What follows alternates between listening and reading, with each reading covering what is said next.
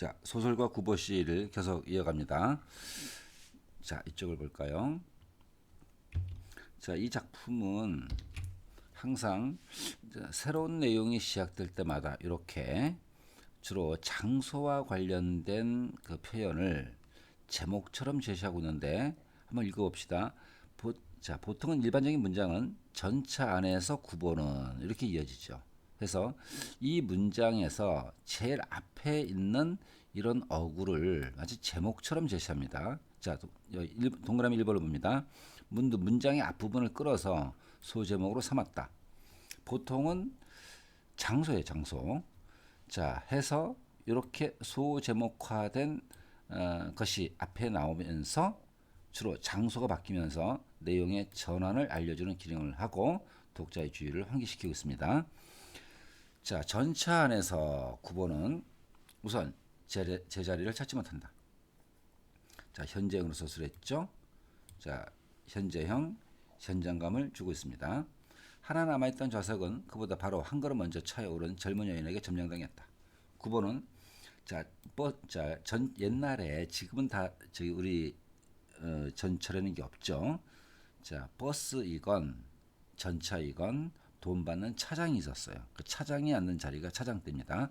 차장대 가까운 한 구석에 가서서 자기는 대체 이 동대문으로 가는 그 전차를 어디까지 타고 가야 할 것인가를, 대체 어느 곳에 행복은 자기를 기다리고 있을 것인가를 생각해 본다. 자, 우선 자, 9번은 전차를 타긴 했는데 목적지가 없어요.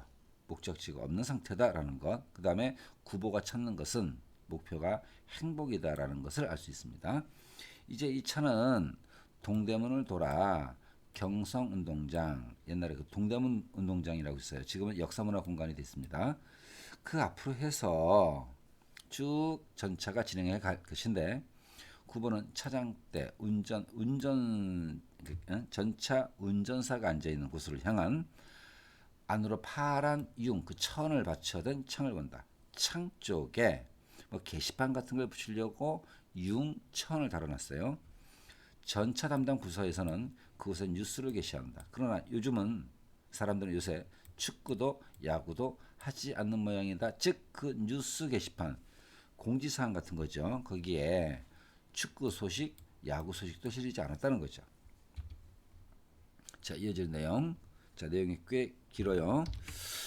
자, 장충단으로 청량리로 혹은 성북동으로, 그러나 요사이 9번은 교외 중심지 바깥 외곽지대로 가는 것을 즐기지 않는다. 하여튼 그것은 좋은 게 있잖아. 자연이 있었고 한적이 있었어. 그리고 고독조차 그곳에는 준비되어 있었다. 자, 교외로 가면 고독감을 느낄 수 있다는 것이죠. 그런데 요새 9번은 고독을 두려워한다. 일찍이 그는 고독을 사랑한 일이 있었다. 무슨 얘기일까요? 그러나 고독을 사랑한다는 것은 그의 심경, 마음에 바른 표현이 못할 게다. 그는 결코 고독을 사랑하지 않았는지도 모른다. 오히려 그는 그것을 그지없이 무서워했는지도 모른다. 고독 싫어. 그러나 그는 고독과 힘을 겨루어 결코 그것을 이겨내지 못했다. 고독과의 싸움에서 늘 졌다는 얘기죠.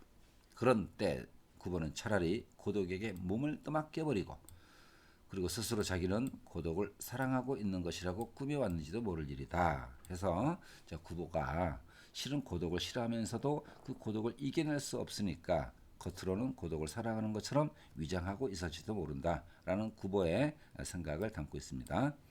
자, 이어지는 것을 봅니다. 자, 표 찍읍시오. 자, 일반적인 소설 같으면 여기에 입 밖으로 직접 발화된 거니까 이렇게 큰 따옴표를 찍겠죠. 자, 이렇게 말을 하면서 동시에 차장이 그의 앞으로 왔다. 9번은 짧은 지팡이를 왼팔에 걸고 바지 주머니에 손을 넣었다. 자, 전차를 타면 이제 돈 내고 표를 찍어야 됩니다.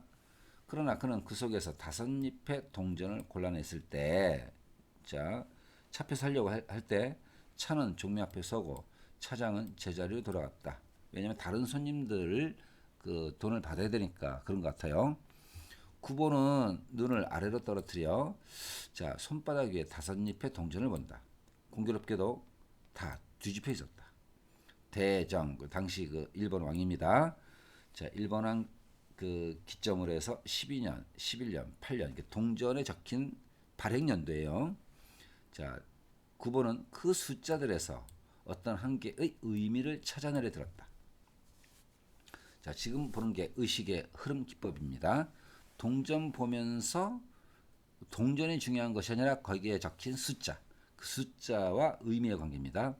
그러나 숫자에서 의미를 찾는 것, 그것은 부질없는 일이었고 또 서로 그것이 무슨 의미를 가지고 있었다 하더라도 적어도 행복은 아니었을 게다 해서 다시 한번 구보가 찾는 것이 행복이다. 동전에 적힌 숫자를 통해서 의미나 행복을 찾을 수는 없을 것이다. 숫자에서 행복은 찾을 수 없는 것, 이런 생각이 표현되어 있습니다. 자, 이어지는 거. 차장이 다시 그의 옆으로 왔다. 자, 다시 돈 받으러 온 거죠. 어디를 가십니까? 목적지를 물어봤어요. 자, 목적지가 어디냐, 어디서 내리냐에 따라서 그 차비가 다른 거죠. 9번은 전차가 향해 가는 것을 바라보며 문득 창경원에도 갈까 하고 생각한다. 그는 차장에게 아무런 사인도, 그 표시도 목적지가 어디입니다 라는 표시, 그 표현을 하지 않았다. 왜? 목적지가 없으니까. 갈 곳을 갖지 않은 사람이 한번 차에 몸을 의탁했을 때 어떤 면에서는 어디서든 섣불리 내릴 수가 없다. 그 목적지 없는 상황이니까 꼭 내려야 된다는 목적이 없고 또 막연한 상태니까 섣불리 내릴 수도 없는 것이죠. 자, 오른쪽에 핵심 노트. 자, 점검하면서 넘어갑니다. 자, 9번은 전차 안에서 고독을 생각하고 행복을 생각해 보죠. 자, 갈등 전개 양상을 봅니다. 자, 주인공 9보가 관찰한 외부 세계와 그것을 바탕으로 한 생각을 의식의 흐름 기법을 바탕으로 서술했는데, 자, 9보 내면의 그 내적 갈등 말고는, 자, 내적 갈등의 동그라미, 혼자 고민이 많아요. 생각이 많습니다. 이것 말고 특별한 갈등 요소는 없다 이렇게 알아둡니다. 자, 두 번째. 특별한 목적 없이 나왔죠. 구보가 한 여인을 보고 놀랍니다. 자, 이 부분에서 세트에 대한 구보의 인식과 태도를 볼 수 있는데, 자신이 보는 대상에 그 전에 선을 봤던 여인에 대해서 여기서는 특별하게 자기 자리를 빼앗긴 여잔데 특별한 관련성이 없어 보입니다. 어쨌건 자신이 바라보는 대상에 양면적 태도를 보이고 있고 뚜렷한 목적 없이 배려를 하는 모습입니다. 자, 읽기 중 학습의 몇 개를 봅니다.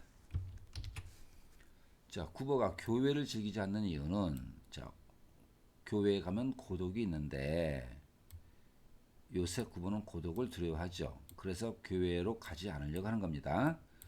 자, 구보가 계속해서 찾고 싶어하는 것이 뭘까요? 행복이라고 되어 있죠. 그 다음에 그 여인에 관한 얘기는 여인을 바라보면서 선본 여자에 대한 얘기는 이제 그 내용 문단 2번에 가서 보게 됩니다. 자, 넘어갑니다. 차는 서고 또 움직였다. 9번은 창밖을 내다보며 대학병원에도 들릴 걸. 자, 거기 가면 아는 친구가 있어요.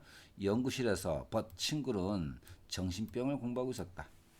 자, 그를 찾아가 좀 다른 세상을 구경하는 것은 행복까지는 아니어도 어떻든 한 개의 해볼 만한 일일 수 있다. 구보가 머리를 돌렸을 때 그는 그곳에 지금 막 차에 오른 듯 싶은 한 여성을 보고 놀랐다. 우연히 만난 거죠. 집에 돌아가 어머니에게 오늘 그 전차에서 그 색시를 만났죠 하면은, 자, 그 전에 만난 적이 있던 여자라는 거죠.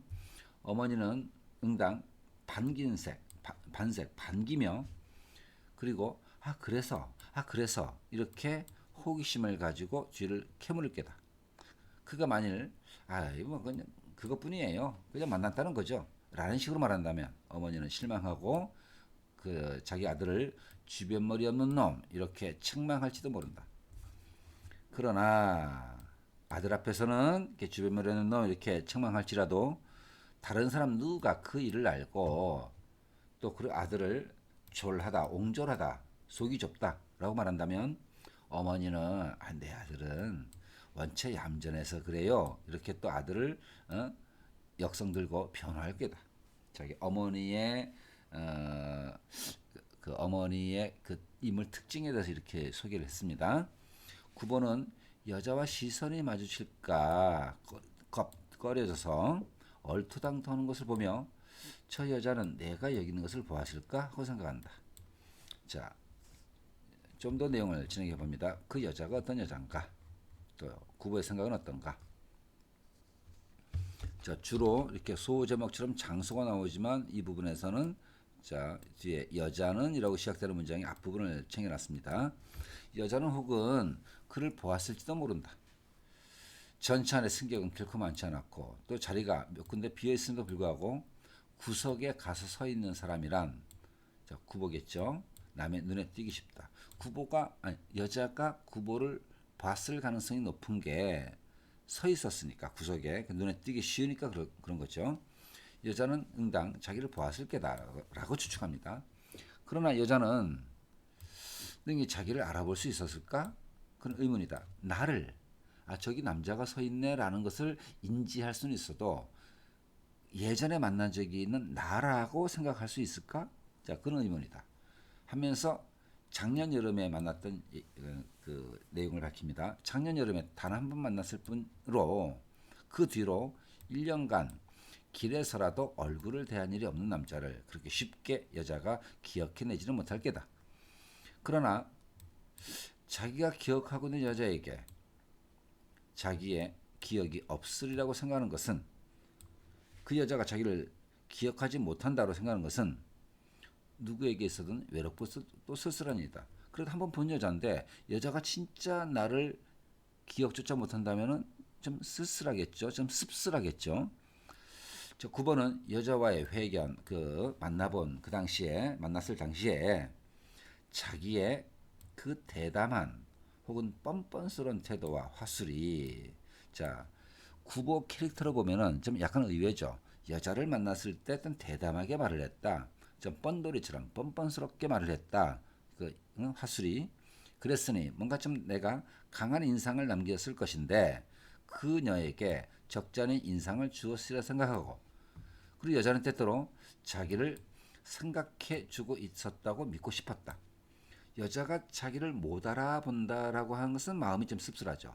그러니 내가 그렇게 강하게 말하고 대담하게 말하고 했으니까 최소한 나를 기억하고 있겠지라고 믿고 싶었던 겁니다. 마음이 오락가락하는 거죠. 자, 이어진 내용. 그녀는 분명히 나를 보았고, 자, 그래도 단정을 합니다. 그리고 나를 서 있는 이 나는 서 있는 사람이죠. 이 뒤에 있는 나는 그 전에 그 맞선 본 적이 있는 남자라는 거죠. 자, 현재의 나를 그때 만난 적이 있는 나라고 알았을 게다. 그러한 그는 지금 어떤 느낌일까? 그것이 9번은 알고 싶었다. 그는 결코 대담하지 못한 눈초리로 빗썸이 2칸 정도 떨어진 곳에 앉아있는 여자의 옆 얼굴을 곁눈질로 봤다. 다음 순간 그와 눈이 마주칠 것이 또 꺼려져서 시선 돌리며 소심하죠. 여자는 혹은 자기 자신을 곁눈질한 남자의 꼴을 자, 내가 흘낏 곁눈질을 여자를 봤는데 그런 식으로 바라보는 남자의 꼴을 곁눈으로 느꼈을지도 모르겠다고 여자 역시 곁눈질로 나를 인식했을지 모르겠다고 그렇게 생각해 본다. 여자는 남자를 옛날에 그 남자라 알고 또 남자가 자기를 그 여자라 안 것을 서로 그때 만난 적이 있는 맞선 본 사람이다 라는 것을 알고 있을지도 모른다. 자, 이러한 경우에 나는 어떤 태도를 취해 마땅할까? 9번은 그러한 것에 머리를 썼다. 아는 채, 요즘 말로 아는 채를 해야 옳을지도 몰랐다. 혹은 모른 채 하는 게 정당한 인선인지도 몰랐다. 이렇게 마음이 오락가락하죠. 뭐 이렇게 결단을 못 내리고 이랬다 저랬다 우유부단한 결단력 없는 태도를 보이고 있습니다. 그 중에 내가 아는 채를 할까 말까 중에서 어떤 쪽을 여자는 바라고 있을까? 그것을 알았으면 좋겠는데 라고 했다. 그러다 갑자기 그러한 것에 마음을 태우고 있는, 신경 쓰고 있는, 관심을 갖고 있는 자기가 스스로 이상하고 우스워. 여기서 우스워는 자기를 비우는 거니까 자조 정도 되겠죠. 나는 오직 이 정도 일로 이렇게 너무 지나치게 관심을 갖고 흥분할 수가 있었던가 하고 스스로 의심해 봤다. 그러면 나는 마음속 극이, 자, 극이 동그라미입니다. 아주 깊게 또는 간절하게. 자, 지금 내가 자꾸만 그 여자에 대해서 아는 척을 할까 말까 이렇게 고민하고 있는데 다시 돌아보면은 내가 마음속으로 깊게 그녀를 생각하고 있었는지도 모르겠다고 생각해 봤다. 그러나 진짜 그런 적이 있는가? 그 여자에 대해서 진지하게 생각해 본 적이 있는가? 나는 그 여자와 한 번 본 뒤로 그 후로 1년간 그를 일찍이 한 번이라도 꿈에 본 일이 없었던 것을, 꿈에서조차 만난 적이 없어요. 본 적이 없어요. 자, 그러니 사실 그때 맞선 이후로 별 생각이 없었다는 거죠. 자기는 역시 진정으로 그녀를 사랑하고 있는 것은 아닌지도 모르겠다, 이런 생각이 들었다. 만일 그렇다면, 진짜 깊게 생각하는 사람이 아니라면 자기가 여자의 마음을 자, 혼자 주관적으로 생각해보고 이렇게 저렇게 공상을 하고 있는 것은 이를테면 감정의 모독이요, 일종의 죄악이었다. 즉, 자, 진정한 마음에서 벗어났다라고 스스로 자책합니다. 여기 자책의 빌붙입니다. 그래서는 안 되지라는 겁니다. 자, 오른쪽 날개를 볼까요? 자, 지금 읽은 3번 위치의 내용 문단에 대한 얘기입니다. 자, 맞선 본 여자에 대한 후보의 이러저러한 생각을 연쇄적으로 나열했죠. 요거 의식의 흐름 기법입니다. 자, 서술상 특징. 의문을 가져보고 또 가정하는 표현을 씁니다. 그런지도 모른다. 이랬을 게다. 자, 여기서 구보의 행동력이 약하다라는 것, 또 머릿속에 생각이 지나치게 많아요. 관념적인 태도, 이것이 반영되어 있음과 동시에 자, 서술자가 구보의 시점, 즉 인물 시점을 가지고 쓰고 있다는 것을 확인해 볼 수 있습니다. 자, 읽기 중 학습 볼까요? 구보를 대하는, 여자를 대하는 구보의 심리 상태 추측해 보자. 여자가 자기를 보았을지 또 자기를 알아볼 수 있을지 궁금해하며 자기를 잊지 않고 기억하고 있기를 바라는 마음이죠. 자, 두 번째. 구보가 자, 여자의 마음을 헤아려 보고 이리저리 공상을 달리고 하는 것은 감정에 대한 모독이었고 일종의 죄악이다 라고 한 까닭은 뭘까? 구보는 자신이 확신을 가질 만큼의 그런 마음을 내주고 있던 상대도 아니면서, 자기 마음을 준 상대도 아니면서 단지 우연히 다시 보게 된 것으로 어떤 기대를 가지고 여자의 관계에 대해서 생각을 발전시키고 있는 것은 진실성이 없으니까, 뭐 내가 진짜 그 여자 생각해 본 적이 없잖아. 진실되지 않기에 옳지 않다고 생각한다. 즉, 여자에 대한 호감의, 여자를 향하는 그 호감에 대한 진정성이 검증되지 않은 상태에서 앞으로의 상태 발전 가능성에 대해 생각만 이리저리 앞서 나가는 것은 자신의 감정에 대해서도 또 서로의 관계에 대해서도 일종의 좋지 않은 모독이고 죄가 된다라고 이제 자기 검열, 자기 스스로 반성적으로 성찰을 해본 것이죠. 자, 이렇게 이제 내 마음을 좀 추스려야지, 내가 그 여자를 진지하게 생각해 본 적도 없잖아, 그러고 있으면서도 또 그러나 만약에 여자가 자기를 진정으로, 나는 여자를 진정으로 생각해 본 적이 없었는데 그렇더라도 여자가 나를 진정으로 생각하고 있었다면 어떨까? 구보가 여자 쪽으로 눈을 주었을 때, 그러나 여자는 자리에서 일어나 양산을 들고 동대문 앞에 정류하기를, 전차가 서기를 기다려 내려갔다. 자, 동대문 쪽에서 내렸어요. 구보의 마음은 또 한 번 동요하며 이럴까 저럴까 마음이 망설여집니다. 창 너머로 구보가 같이 따라 내리지 않았죠. 여자가 청량리행 전차를 기다리느라 동대문에서 내려서 환승합니다. 청량리행으로. 자, 그곳 안전지대로 서는 것을 보았을 때 자기도 차에서 내리고 싶은 충동을 느꼈다. 그러나 여자가 청량리행 전차 속에서 자기를 또 한 번 발견하고 자, 내가 따라 내렸을 경우에 여자가 나를 발견하겠죠? 그리고 자, 자기가 뭐 어떤 특별한 일도 없건만 오직 여자와의 사이에 어떤 기회를 말을 건네거나 사귈 기회를 엿보기 위해서 오로지 여자를 타겟으로 해서 그 차를 탄 것에 틀림없다는 것을 여자가 눈치챘을 때 여자는 그런 자기를 얼마나 천박하게 생각할 것인가. 자의식이죠. 자기 스스로 내가 그런 행동을 하면은 나를 좀 천박한 놈으로 생각할 거야 라고 생각하니까 내릴 수 없었던 거죠. 그래서 구보가 망설이는 동안에 전차는 달리고 사이는 멀어졌다. 마침내 여자의 모양이 완전히 떠났을 때 구보는 아차 하고 뉘우친다. 뭘 뉘우친다? 여자를 따라가지 않은 것, 기회를 놓치고 만 것에 대해서 후회를 하는 거죠. 구보 마음이 이랬다 저랬다 하죠. 자, 그 다음 봅니다. 자, 행복은 이어서 그가 행복의 동그라미입니다. 그가 그렇게도 구애하지 않았던 행복이라는 것은 그 여자와 함께 영구히 가버렸는지도 모른다. 자, 그 여자를 따라가지 않고 그 여자를 놓친 것에 대해서 그로 인해서 행복도 사라진 것이 아닐까 또 생각합니다. 여자는 자기에게 던져줄 행복을 가슴에 품고서 구보가 여자는 나에게 행복감을 줄 그런 마음가짐도 되어 있을 수도 있는데 구보가 마음의 문을 열어 가까이 와주기를 갈망했는지도 모른다. 여자의 마음이 그랬을지도 모른다. 구보를 갈망했을지도 모른다라고 이제 상상을 해봅니다. 왜 자기는 여자에게 좀 더 대담하지 못했나? 구보는 여자가 가지고 있는 온갖 아름다운 점을, 그 장점을 하나하나 세어보며 혹은 이 여자 말고 자기에게 행복을 약속해 주는 이는 없지는 않았을까? 혹시 있지 않았을까? 그렇게 생각을 해봅니다. 자, 전차의 목적지 방향판을 한강교로 갈고 바꾸고 전차는 훈련원을 지났다.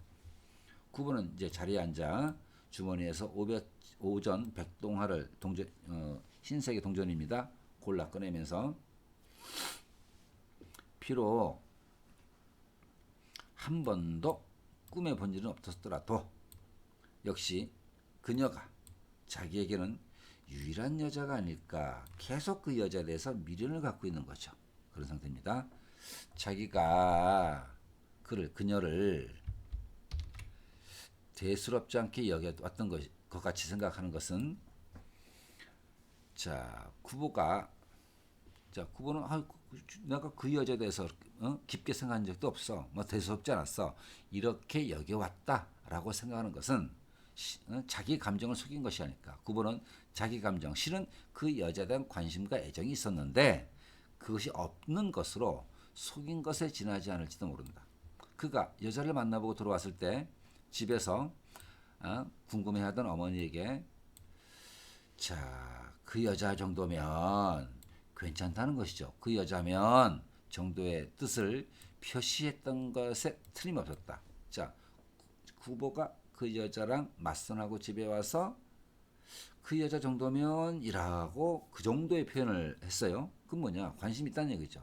그러나 표시를 했던 것 같아요. 그러나 구보는 어머니가 섹시집으로 솔직하게 결혼하자 하고 구원할 것을 금했다. 반대했다. 마음으로는 관심이 있고 엄마한테도 그 여자 정도면 괜찮아요 라고 말을 한 것 같은데 그럼 그 말을 듣고 어머니가 이제 청혼 결혼시킵시다 라고 가서 말하는 것을 거절했다는 거죠. 그것은 허영심만에서 나오는 일이 아니다. 그런 여자가 자기 생각을 안 하고 있는 경우에 내가 먼저 결혼합시다라고 말을 했는데 반대로 여자 쪽에서는 내 생각을 안 하고 있는 경우라면은 객적스럽게 쓸데없이 또 싱겁게 여자를 괴롭혀 주고 싶지 않았던 까닭이다.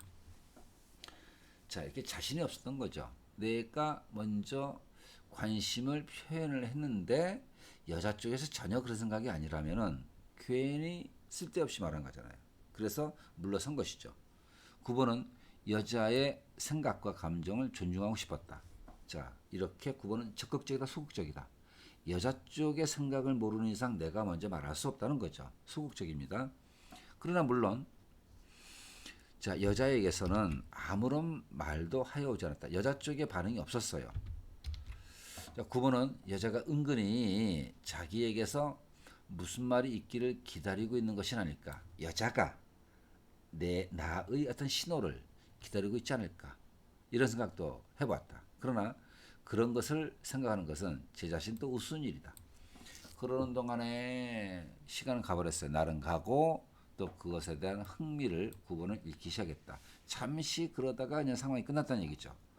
혹시 여자에게서라도 먼저 말이 있다면, 즉 여자 쪽이 먼저 적극적으로 나왔다면 9번은 다시 이 문제에 흥미를 가질 수 있을 거다.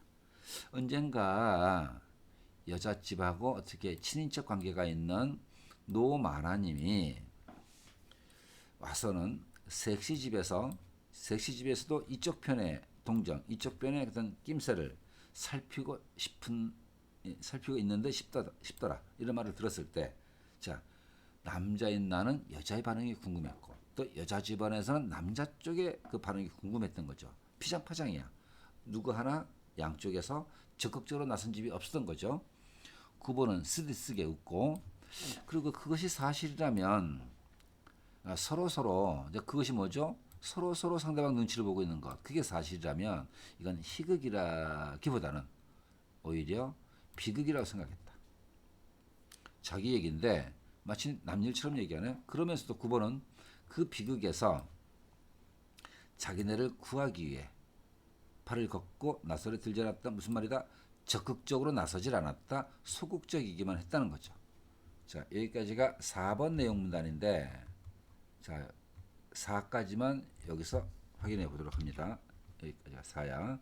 9번은 구보가 망설이는 사이에 여자는 전차에서 내리고 동대문에서 내렸어요. 맞선 보았을 때 자기가 어떤 소극적으로 대응했다라고 생각을 합니다.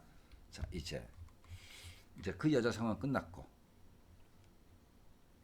자, 전차가 약초점 근처를 지나갈 때 9번은 그러나 그 흥분에서 깨어나 이제 그 맞선 본 여자에 대한 생각, 그 여자 생각은 어땠을까? 자, 그때 나도 소극적, 그 여자도 그쪽도 소극적이었어. 뭐 그렇게 생각이 몰입했던 그 상태에서 벗어나 뜻모를 웃음을 입가에 띄워본다. 자, 그의 앞에 어떤 젊은 여자가 앉아 있었다. 그 여자는 자기 두 무릎 사이에다 양산을 놓고 있었다. 어느 잡지에서인가 봤는데 9번은 무릎 사이에 양산 놓고 있으면 그것은 처녀가 아님을 나타내는 것임을 표현이 있다. 자, 제 딴에는 머리를 틀어 올렸을 뿐이나, 자, 여자가 머리털을 올리다 결혼했다는 얘기죠. 자, 그만한 나이로는 저희는 마땅히 남편은 가져야 옳을 게다. 아까 그는 자, 남편이 있는 여자라는 얘기죠. 그 양산을 어디에 놓았을까 하고 생각하면서 처녀인지 아닌지 생각해 본 거죠. 하고 9번은 자, 객적은 좀 싱거운 생각을 하다가 여성에 대해서 그런 관찰을 하는 자기는 혹은 어떤 여자를 아내로 삼든 간에 여자에 대해서 그런 시각으로 관찰하는 나는 여자를 잘 해줄 수 없는 남자다. 반드시 불행하게 만들어 주지는 않을까 하고 혼자 걱정을 합니다. 자, 그러나 여자는 능히 자기를 행복되게 해줄 것인가? 자, 내가 여자를 행복하게 해줄 수는 없을 것 같다라고 생각하면서도 그럼 반대로 나의 아내가 될 그 여자는 어떤 여자는 그 나를 행복하게 해줄 것인가? 라고도 생각합니다. 9번은 자기가 알고 있던 온갖 여자를 차례대로 생각해보고 그리고 가만히 한숨 지었다. 한숨 지었다가 뭐죠? 남녀 간에 함께 서로를 생각하고 서로를 위해서 행복하게 해주는 그 남녀 간의 행복에 대해서 스스로 회의, 의심을 품는다는 거죠. 자, 위에 가서 살짝 정리합니다. 5번 문단. 자, 여기 있어요. 양산을 가지고 탄 여인을 보고는 그 여자에 대한 생각이 아니죠. 잠시 처녀인간이가 생각하다가 남녀 간의 행복에 대해서 스스로도 자신 없고 나의 아내가 될 사람은 나를 행복하게 해줄 수 있을까? 아니지 않을까? 회의하게 됩니다. 자, 의식의 흐름 수법에 대해서 정리를 해봅니다. 별표 치고. 자, 등장인물이 보고 듣는 것보다 그것을 계기로 밑줄. 자, 뭔가를 보고 그것에 대해서 생각하는 거, 이것이 아니라 본 것이 약간의 실마리 계기가 돼서 생각되는 내용이 나오는데, 생각되는 내용은 바라본 소재하고는 전혀 관련이 없죠. 양산을 보면서 여자의 처녀성을 생각하고 남녀 간의 행복에 대한 생각으로 이렇게 비약적으로 바뀌어버리죠. 그래서 그 소재 자체가 아니라 그를 통해 연상되는 또 다른 생각 내용이 서술의 중심을 이룬다. 자, 봅니다. 자, 젊은 여자, 양산을 무릎 사이에 낀 젊은 여자가 있는데, 자, 이에 대해서 여자에 대해 그 여자가 아니라, 젊은 여자 그 여자가 아니라 자, 아내가 될 여자에 대해 환상을 갖는 것과 행복에 대해 회의하게 된 일을 이야기하게 만드는 계기가 돼준 거죠. 자, 젊은 여자 양산을 보면서 젊은 여자나 양산에 대한 얘기를 한 것이 아니라 남녀 간의 행복에 대해서 생각해 보는 것으로 넘어간다는 얘기입니다. 자, 그 다음 내용으로 갑니다.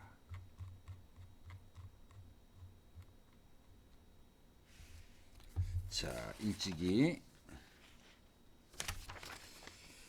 자, 봅니다. 자, 9번은 친구의 누나를 사랑한 적, 짝사랑을 느낀 일이 있었다. 어느 여름날 저녁 그가 친구를 찾아갔을 때 문간으로 그를 응대하러 나온 친구 누나는, 혹은 정말 나이 어린 구보가 동경의 마음을 갖기에 알맞도록 아름답고 깨끗했는지도 모른다. 회상해 보는 거죠. 아, 그때 그 누나가 그때 내가 관심을 갖기에 알맞도록 아름답고 깨끗했을지도 몰라라고 생각하는 거죠. 자, 그때 구보의 나이 15살 동갑입니다. 15살짜리 문학소녀는 그녀를 사랑하고 싶다 생각하고, 사춘기죠. 뒷날 그와 결혼할 수 있다 하면, 결혼을 하게 된다면 자기는 행복이리라라고 생각을 했었어요. 그래서 자주 친구를 찾아가 그녀와 친구의 누나와 만날 기회를 엿보고, 혹 만나면 지 혼자 얼굴 붉히고 그리고 돌아와 밤늦도록 여러 편의 연애시를 초안을 잡았다. 그러나 그가 자기보다 3살이나 위입니다. 누나가 3살이나 위라는 걸 생각할 때 구배의 마음은 불안했다. 뭐가 불안했을까? 자기가 한 여자 앞에서 자기 사랑을 고백해도 결코 서투르지 않을 나이가 됐을 때, 자, 3살 차이니까 지금은 사랑 고백하기는 내가 나이가 너무 어리다라는 걸 생각하는 거죠. 그러면 몇 년 좀 지나서 사랑 고백을 해도 서투르지 않을 그런, 어느 정도는 약간 성숙한 그런 나이가 몇 년 더 지나서 그런 나이가 됐을 때, 사랑 고백을 해볼 만한 나이가 됐을 때, 3살 차이니까 나는 15, 3년 후에는 18이죠. 여자는 이미 그 전에 계속 쉼표 찍었죠.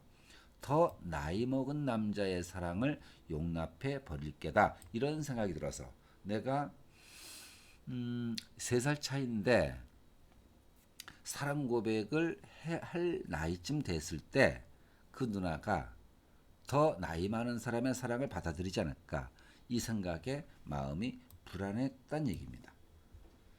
그러나 구보가 그것에 대해서 그 어떤 대비책도 강구 준비할 수 있기 전에, 그 전에 여자는 정말로 나이 먹은 남자의 품으로 갔다. 시집을 가버렸어요.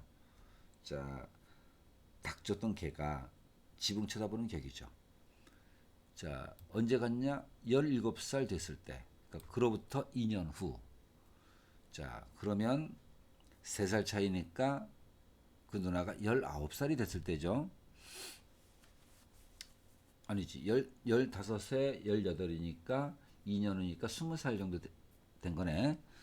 자, 2년 후 9번은 17살. 그러면 그 누나는 20살.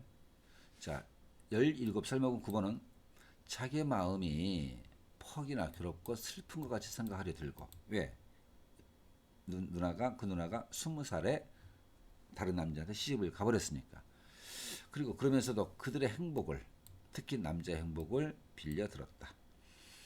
그러한 감정은 그래도 내가 한때 마음을 가졌던 여자인데 행복했으면 또 남자도 행복했으면 좋겠다라고 생각을 해줍니다. 그러한 감정은 자 뭐죠? 사랑의 라이벌. 자 나도 누나한테 관심이 있었는데 다른 남자한테 갔어. 근데 그 남자의 행복을 내가 빌어주고 싶어. 자 그런 감정은 그가 읽은 문학책에 얼마든지 그렇게 쓰여 있었다. 결혼 비용 3,000원, 신혼여행은 동경으로. 자 관수동에 그 누나 부부가 살게 된 곳이 아마 관수동이라는 동네 같아요.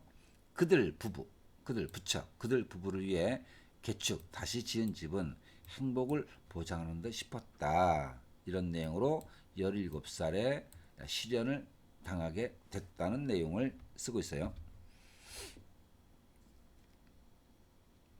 자, 이번 봄에 들어서서 9번은 친구와 함께 그들을 결혼한 누나를 찾았다. 자, 아이가 이미 둘이네요. 두 아이의 어머니인 여인 앞에서 9번은 얼굴을 붉히는 일 없이 이제 수줍어한다거나 사적인 감정을 가진다거나 그런 게 아니죠. 이제 내가 나름대로 성숙해졌어요. 감정 없이 무덤덤하게 평범한 이야기를 서로 할 수 있었다. 구보가 7살 먹은 그 누나의 아들을 영리하다고 칭찬했을 때 젊은 어머니는 그러나 자 이제 젊은 어머니 봅니다. 또 똑똑해 보이네, 영리해 보이네 이렇게 칭찬했을 때 그 누나가 하는 말. 그러나 그 애가 이 골목 안에서는 그중 나이가 어리다는 것을 말하고 그리고 나이 먹은 애들이란 지들보다 적은 아이에게 대하여 얼마든지 교활할 수 있음을 한탄했다. 자, 자기 아이가 나이가 적은데 나이 좀 먹은 아이들이 자기 아이들에 대해서 교활한 짓을 한다는 거죠.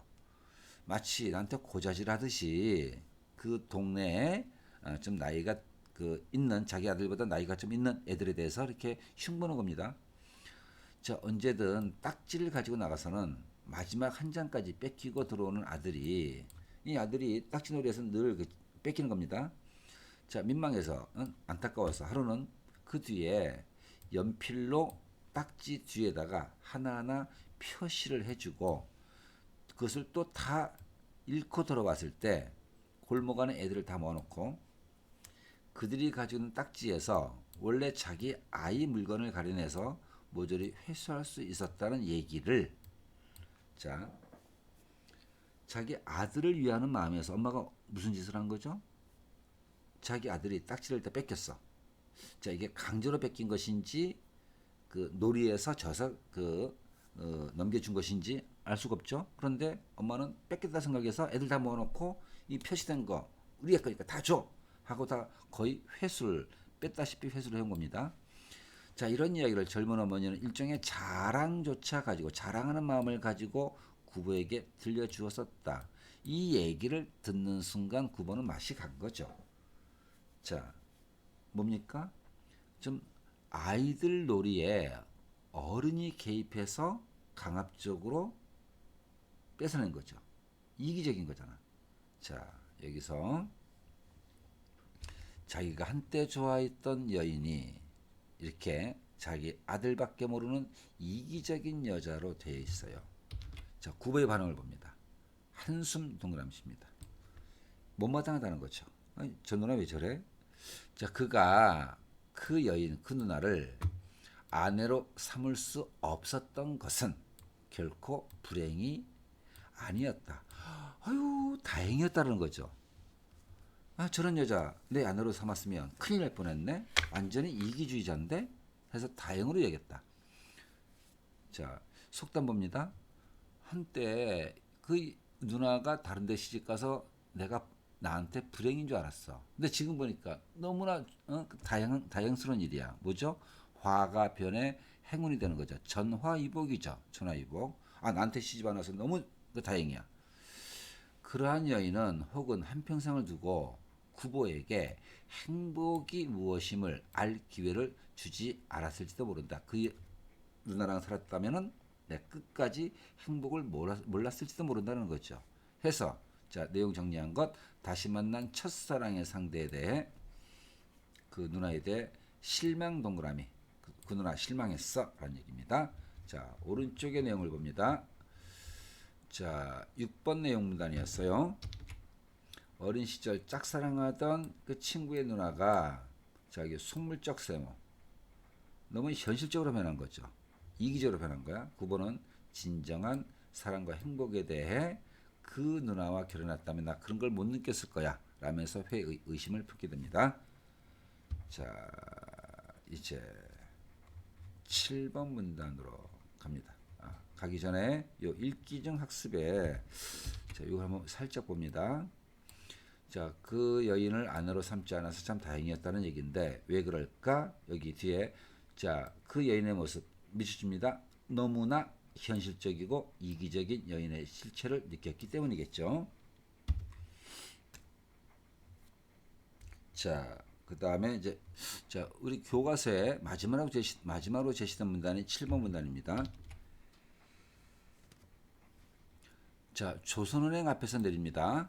9번은 전철을 내려 다방에 있는 자, 창곡 천정으로 향한다. 생각에 피곤해진 그는 이제 마땅히 다방에 들러 한 잔의 홍차를 즐겨야 할 것이다. 자, 다방으로 가서 홍차를 마시려 합니다. 몇 점, 지금 말로 몇 시, 몇 시나 되었나?